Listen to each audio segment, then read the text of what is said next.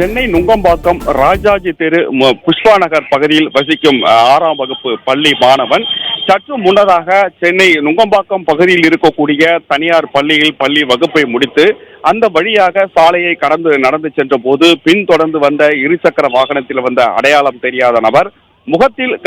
கைக்குட்டை அணிந்தபடி வந்து அந்த சிறுவனை கடத்த முயன்றதாக எழுந்த சம்பவம் பெரும் பரபரப்பை அதிர்ச்சியை ஏற்படுத்தியுள்ளது.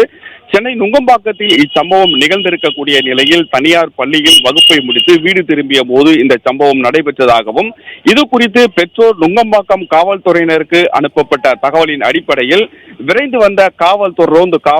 பணியில் இருக்கக்கூடிய ரோந்து போலீசார் அப்பகுதியில் இருக்கக்கூடிய கண்காணிப்பு கேமராவை பதிவான காட்சிகளை ஆய்வு செய்ததோடு அதே போல அந்த கடத்தப்படுவதாக இருந்த சிறுவனிடம் அந்த வாக்குமூலம் பெறப்பட்டு கடத்த முயன்ற நபர் யாராக இருக்கக்கூடும், அந்த நபர் கடத்த முயன்ற சிறுவனிடம் என்ன விதமாக பேசினான் என்பதையெல்லாம் அந்த பள்ளி சிறுவனிடம் முழுமையாக கேட்டறிந்த காவல்துறையினர் அந்த பகுதியில் இருக்கக்கூடிய கண்காணிப்பு கேமராவில் பதிவான காட்சிகளை கைப்பற்றியுள்ளனர். அதே போல் அந்த சிறுவன் அளித்த அந்த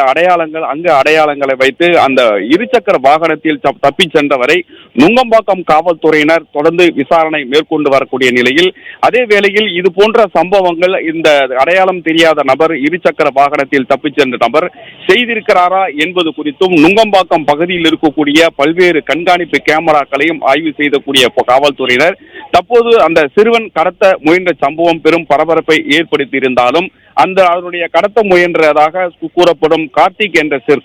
சிறுவனிடம் பெற்றோர் மூலியமாக பெறப்பட்ட